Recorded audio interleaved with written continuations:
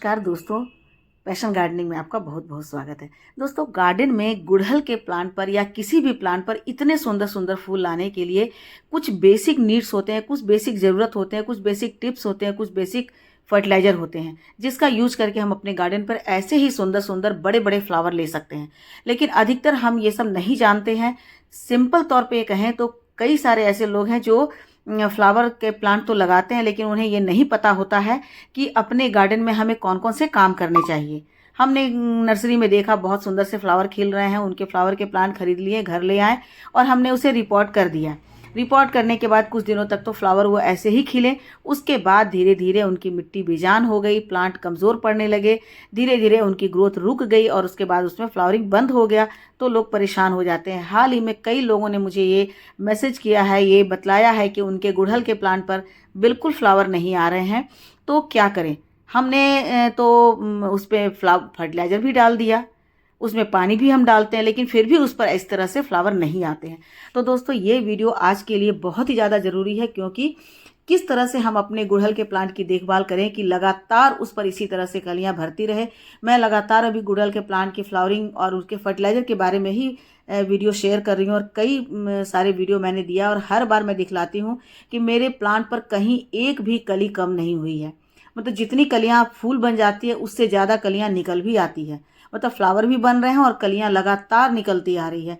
तो ऐसा मैं क्या करती हूँ, और साथ ही साथ आज मैं एक ऐसी घरेलू चीज़ के बारे में बतलाऊंगी जो कि बिल्कुल फ्री में मिलता है, बहुत ही चीप रेट में मिलता है, 10-15 रुपए में मिल जाता है और सालों भर हम उसका उपयोग कर सकते हैं, घर में उसका उपयोग करते हैं। लेकिन उसका उपयोग हमारे गार्डन में इतना ज़्यादा एसेंशियल है, इतना ज़रूरी है, ये नहीं पता है।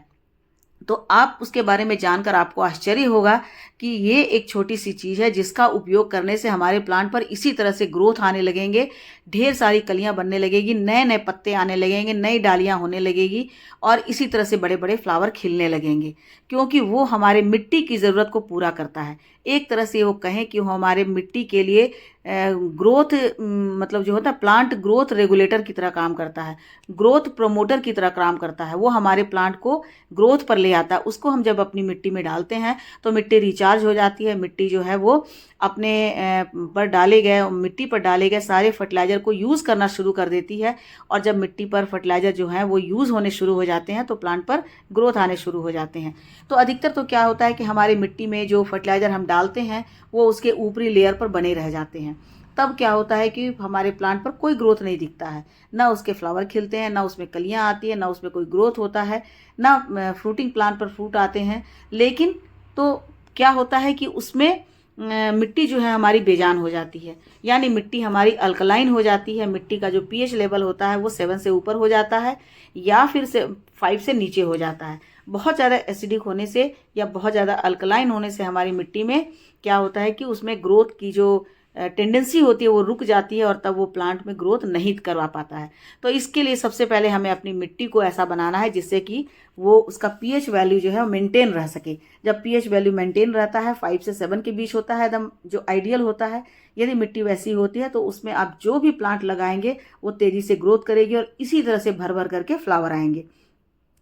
तो वो मैं बतलाऊंगी कि वो क्या चीज़ है, और साथ ही साथ जो हमारे प्लांट की मिट्टी के लिए बेसिक फर्टिलाइजर होते हैं वो भी मैं बतलाऊंगी।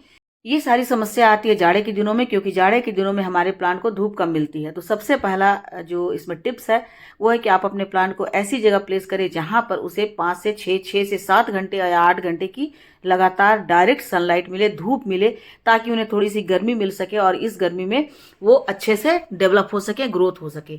तो सबसे बड़ी बात यह है। उसके बाद जो प्लांट पर हमारे इस तरह से फूल सूख जाते हैं उन्हें आप जरूर हटा दीजिए, क्योंकि सूखे हुए फूल हमारे प्लांट की एनर्जी को वेस्ट करते हैं। वो फूल तो सूख रहे हैं, लेकिन सूखते सूखते वो एनर्जी को ले रहे हैं, तो जिससे बाकी जो एनर्जी हमारे दूसरे डालियों को मिलनी चाहिए, कलियों को मिलनी चाहिए, वो नहीं मिल पाता है। तो आप उनके सूखे हुए पीले हुए पत्ते को, सूखे हुए पत्ते को, सूखे हुए फूल को अपने प्लांट से हटा दीजिए और प्लांट को ऐसी जगह रखिए जहां पर उन्हें 6 से 7 या 8 घंटे की डायरेक्ट सनलाइट मिले, तभी वो खिलेंगे।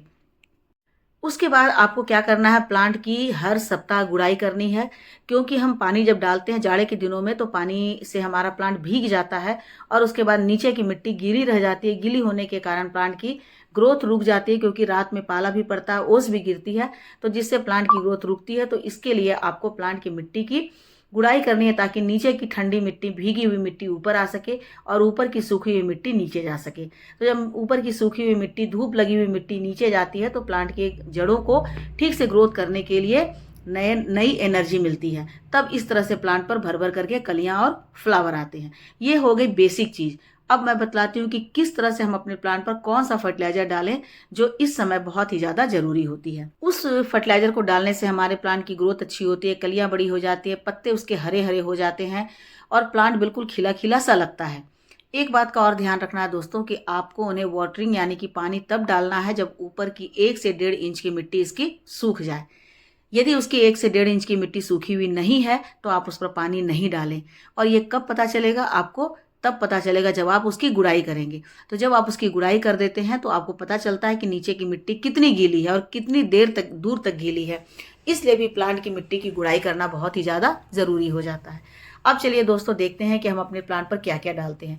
वैसे तो जाड़े के दिनों में सरसों की खली डाल सकते हैं कि उसमें पोटेशियम, नाइट्रोजन, फॉस्फोरस सब होता है। आप उसमें काउ डंग कंपोस्ट डाल सकते हैं क्योंकि काउ डंग कंपोस्ट में भी यानी कि गोबर की खाद में भी एनपीके होता है। तो एनपीके हमारे प्लांट के लिए बहुत ही ज़रूरी होता है, नाइट्रोजन, फॉस्फोरस और पोटेशियम। इन तीनों से प्लांट की जड़ें, प्लांट की टहनियाँ, प्लांट के पत्ते, प्लांट के फ्लावर, उसकी जो फ्लावर हैं उसकी कलियाँ हैं, इन सब का बहुत ही तेज़ी से विकास होता है। तो इसलिए एनपीके में एनपीके जो है वो गोबर की खाद में भी मिलता है, वर्मी कंपोस्ट में भी मिलता है और सरसों की खली में भी मिलता है। तो जाड़े के दिनों के लिए ये तीनों खाद बहुत ही ज़्यादा अच्छा होता है। अब हमें क्या करना, सबसे पहले मिट्टी की गुड़ाई करके और एक रिंग बना देनी है। जो हमारे प्लांट की मेन स्टेम है वहाँ पर सारी मिट्टी को जमा कर देना है और प्लांटर के किनारे किनारे एक रिंग बना देना है, एक चौड़ाई बना देनी है। और देखिए वो जो बेसिक खाद है, जो गोबर की खाद है, काउडंग या फिर वर्मी कंपोस्ट है, उसके अलावे आपको नीम की खली इसमें डालनी है। नीम की खली क्यों डालना है? क्योंकि हमारे प्लांट की मिट्टी में हमेशा कहीं ना कहीं कुछ ना कुछ कीड़े होते रहते हैं। एक चीज़ मैं यहाँ पर और लेकर आई हूँ दोस्तों, ये है पोटाश और वो है रेड पोटाश। ठीक है, आप इसकी जगह ऑर्गेनिक पोटाश को भी ले सकते हैं। यदि आपके पास सरसों की खली नहीं है तो ये उसके ऑप्शन में रख सकते हैं कि आप रेड पोटाश दे सकते हैं या ऑर्गेनिक पोटाश दे सकते हैं। रेड पोटाश को जब भी आप दें तो उसकी 1 चुटकी से 2 चुटकी ही दें, ज़्यादा नहीं दें, क्योंकि ये थोड़ा सा केमिकल होता है और इसका उपयोग यदि आप एक बार करते हैं तो फिर 1.5 से 2 मंथ के बाद ही करें। ठीक है। और ये जो सरसों की खली होती है वो हमारे मिट्टी के सारे कीड़ों को दूर करती है और इसमें माइक्रो न्यूट्रिएंट होता है, मिट्टी को स्वस्थ बनाती है, मिट्टी को स्वस्थ बनाने के बाद प्लांट को ग्रोथ पर ले आती है। ये देखिए, ये है ऑर्गेनिक पोटाश। ठीक है, ऑर्गेनिक पोटाश के आप 10-12 दाने इसमें डाल सकते हैं। यदि आपके पास ऑर्गेनिक है तो वो डालिए, यदि आपके पास केमिकल रेड वाला है तो ये भी डाल सकते हैं। ये दोनों आपके प्लांट को तेज़ी से बढ़ाएंगे और तेज़ी से ढेर सारी कलियां और उसमें फ्लावर आ जाएंगे। तो पोटाश का तो काम ही यही होता है। पोटाश जो होता है वो किसी भी प्लांट में फल और फूल दोनों के लिए बहुत बड़े कारक के रूप में काम करते हैं।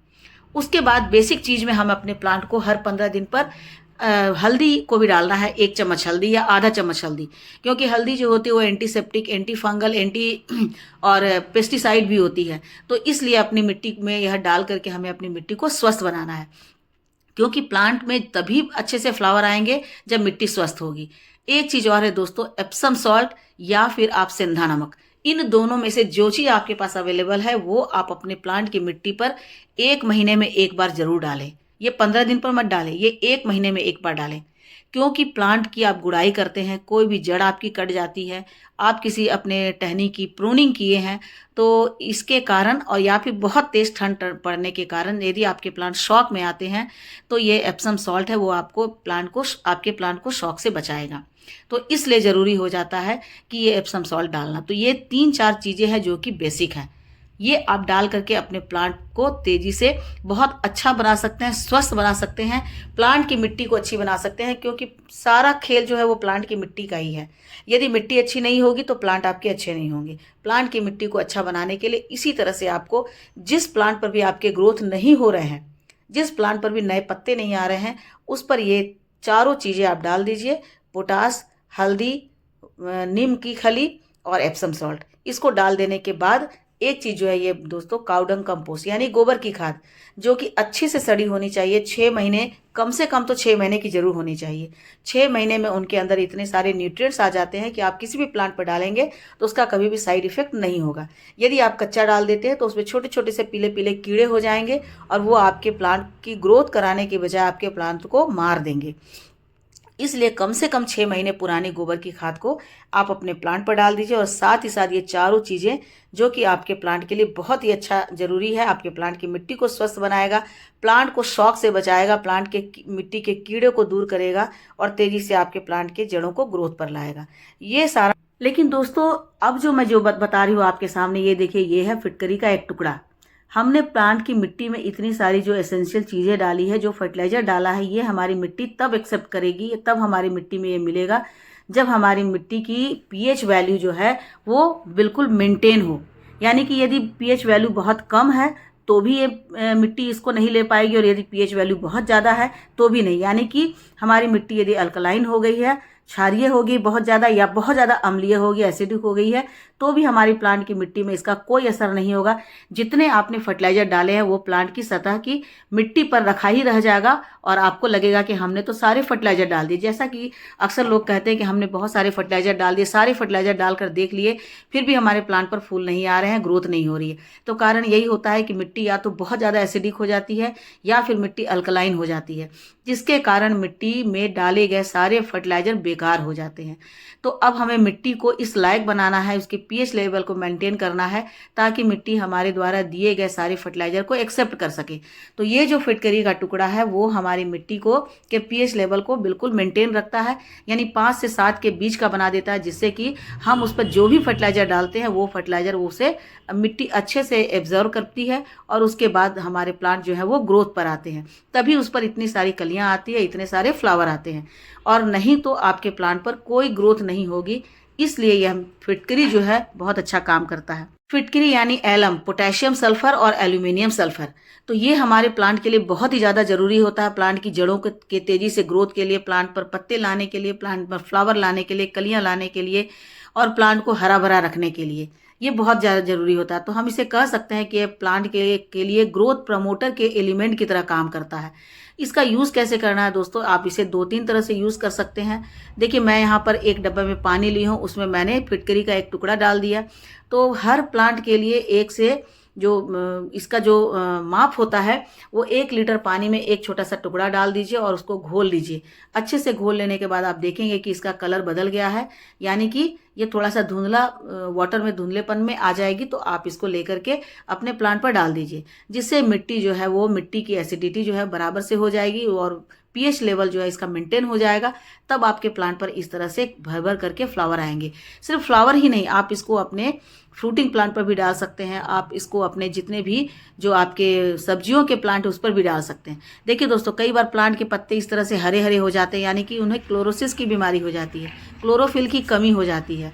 तो क्लोरोफिल की कमी क्यों होती है? क्योंकि हमने प्लांट की मिट्टी में जो भी फर्टिलाइजर डाला है, नाइट्रोजन डाला है, उसे प्लांट एब्जॉर्ब नहीं कर पा रही है। तो जब हम फिटकरी का यह पानी डालेंगे या फिटकरी उसके मिट्टी में दबा देंगे या पाउडर बनाकर हम अपने प्लांट की मिट्टी पर स्प्रिंकल कर देंगे, तो प्लांट की मिट्टी की का पीएच लेवल मेंटेन हो जाएगा और तब ये जो है प्लांट हमारे द्वारा दिए गए फर्टिलाइजर को एब्जॉर्ब करके और पत्तों को देगा, टहनियों को देगा, जिससे कि प्लांट के पत्ते जो हैं जो अभी तक लाइट कलर के दिख रहे हैं वो बिल्कुल ठीक हो जाएंगे, यानी कि क्लोरोसिस की बीमारी उनकी दूर हो जाएगी, तो वो अच्छे से ग्रोथ कर पाएंगे। तो फिटकरी जो है हमारे प्लांट के ग्रोथ के लिए बहुत महत्वपूर्ण भूमिका निभाता है, इसलिए ये हमारे प्लांट के लिए बहुत ही अच्छा है।